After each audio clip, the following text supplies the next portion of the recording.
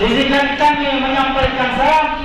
Assalamualaikum warahmatullahi wabarakatuh. Waalaikumsalam warahmatullahi wabarakatuh. Bismillahirrahmanirrahim. Bismillahirrahmanirrahim. Alhamdulillah. Alhamdulillahilladzi an'amana bi ni'matil iman wal Islam.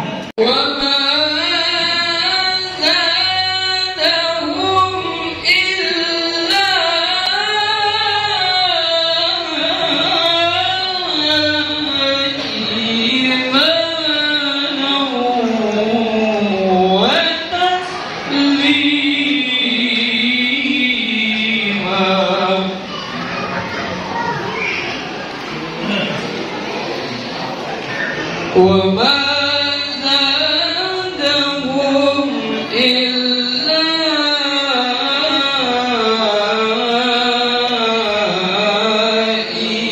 إيمانا وتسليما.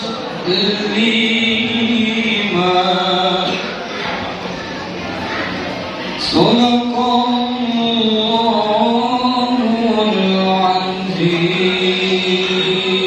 Bapak-bapak dan ibu-ibu hadirin sekalian, atas nama seluruh pengurus masjid kami sampaikan permohonan maaf.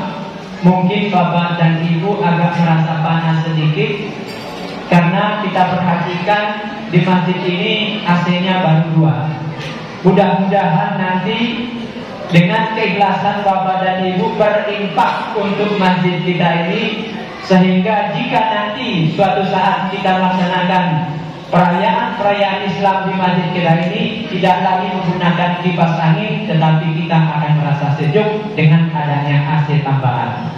Kana lakum fi Rasulillahi uswatun hasanah liman kana yarjullaha wal yawmal akhir wa dzakarallaha katsiran. Qala Nabi sallallahu alaihi wasallam, man ahya sunnati faqad ahabbani wa man ahabbani kana ma'i fil jannah. Shadaqallahul azim. Sebelum saya melanjutkan, saya izin kepada panitia bersama. Jadi Bapak Ibu semuanya, Maulid Arba'in. Arba'in itu 40, Maulid itu mengenang kelahiran Nabi kita Muhammad SAW. Jadi selama 40 malam diiringi dengan amalia-amalia lain, termasuk bagaimana untuk sholat, menghadiri sholat isya berjamaah bagi yang ada kelapangan. Termasuk tim hadroh ini dari sore datang ke sini ya. Nah, yang kedua, kita mendengarkan tadi qori. Jadi kalau yang melok 40 malam, berarti 40 malam dengar qori yang ada di Prabu Muli. Malam ini alhamdulillah masih muda. Malam kemarin agak tua dikit, Malam sebelumnya ada yang masih anak-anak, Nah itu. Yang ketiga, kita berkasidah, diiringi oleh hadroh tadi. Hadroh itu kan bahasa sehari-hari, harapnya itu hadir. Kalau kami di pesantren itu mat amin hadir. Nah, kalau perempuan hadiro. Jadi hadroh itu kemudian yang diharapkan memancing, mengundang kehadiran. Siapa yang ingin kita hadirkan malam ini? Adalah jiwa kita terpaut dengan Nabi kita Muhammad Sallallahu Alaihi Wasallam. Salam kita aturkan kepada sebaik-baik hamba Nabi kita Nabi Muhammad Sallallahu Alaihi Wasallam. Beliaulah sebaik-baik manusia, sebaik-baik manusia yang sholat, maka sholat kita ikut cara sholatnya Rasulullah SAW.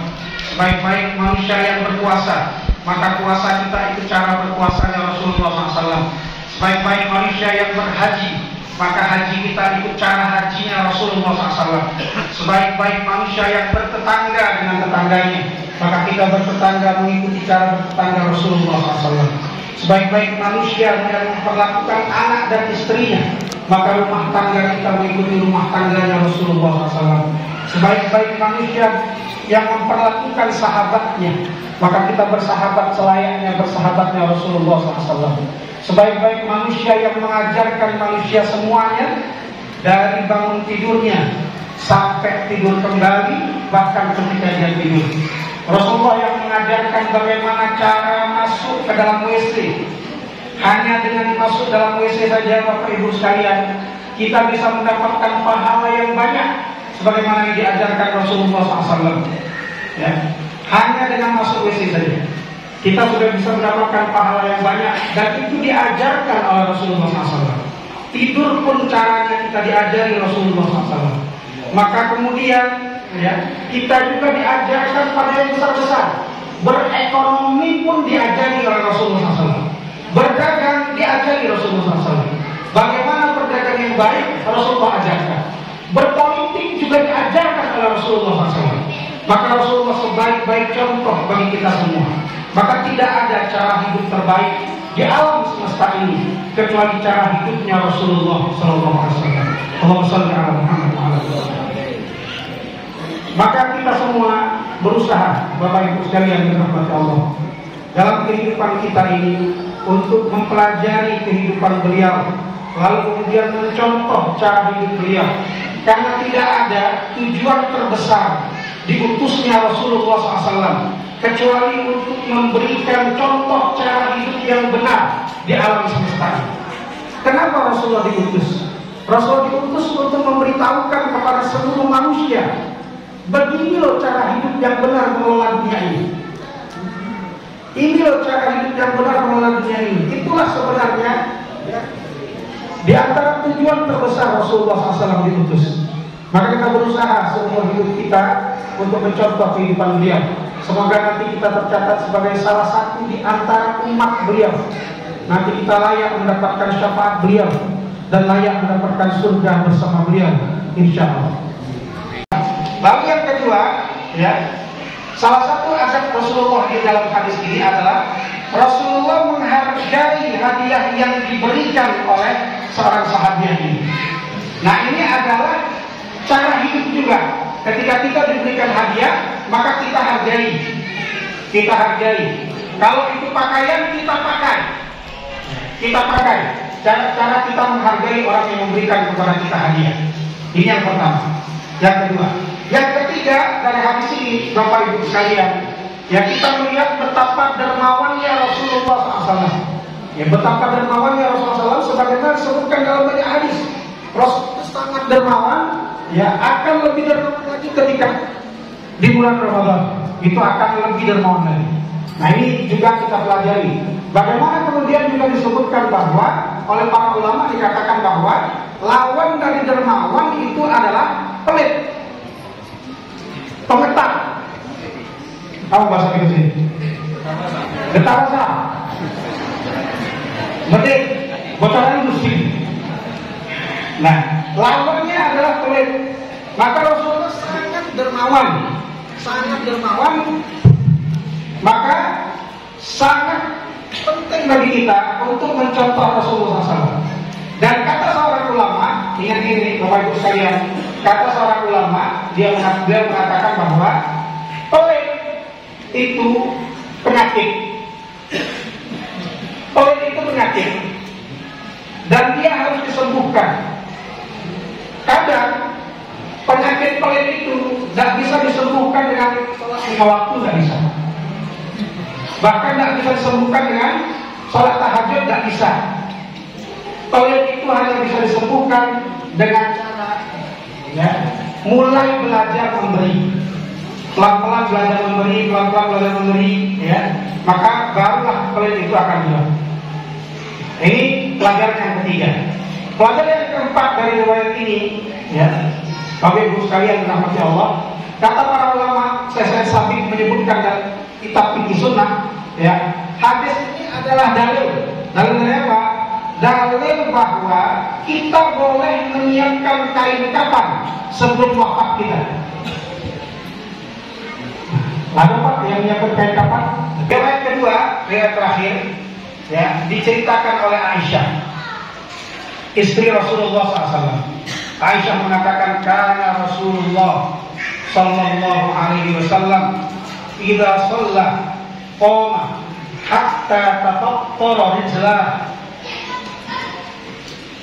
Kata Aisyah, Rasulullah itu kalau dia sholat, dia berdirinya ketika sholat itu sampai kakinya bengkak.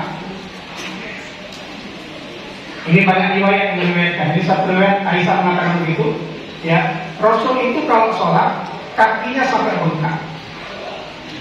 Ya, kakinya sampai bengkak. Sampai Aisyah berkata, ya Rasulullah, atas hada wa qad ghufira laka ma taqaddama min dhanbika wa ma ta'akhkhar. Kata Aisyah, ya, dia sedih melihat Rasul, suaminya kakinya bengkak, sampai Aisyah mengatakan kepada Rasulullah, ya Rasulullah, ya, apakah engkau sampai harus melakukan seperti ini sampai kakimu bengkak? Bukankah engkau sudah diampuni dosamu yang dahulu dan yang akan datang sudah diampuni? Lalu apa kata Rasulullah? Ya Aisyah, apalah aku abdan syakura. Wahai Aisyah, apakah tidak layak aku menjadi hamba yang bersyukur kepada Allah Subhanahu wa taala?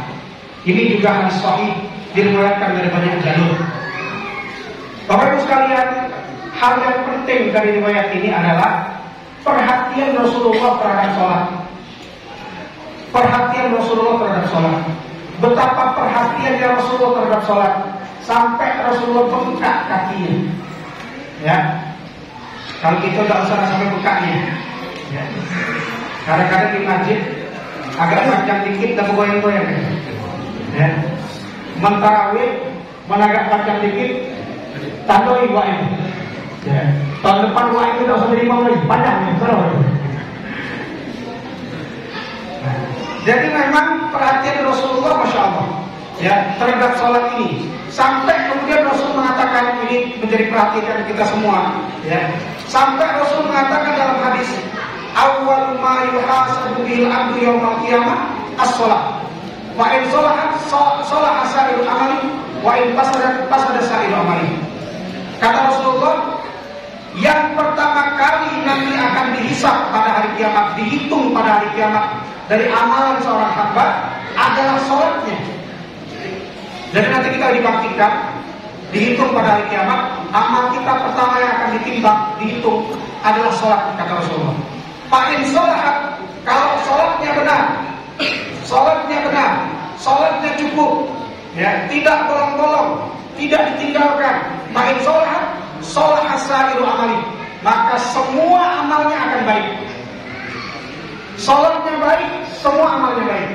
Wa in fasadat, kalau sholatnya rusak, ya, kalau sholatnya rusak, fasada sa'iru amali, maka rusak semua amalnya. Rusak semua amalnya. Nah inilah jemaah sekalian, sampai saking pentingnya sholat. Allahumma sholli ala sayyidina Muhammad wa ala ali sayyidina Muhammad. Allahumma ighfir lana dzunubana wa liwalidina warhamhum kama rabbauna shighara. Wa li jami'il muslimina wal muslimat wal mu'minina wal mu'minat al ahya'i minhum wal amwat. Innaka sami'un qaribun mujibud da'wati ya qayyal hajat. Rabbana la tuzigh qulubana ba'da idh hadaytana wa hab lana min ladunka rahmah innaka antal wahhab.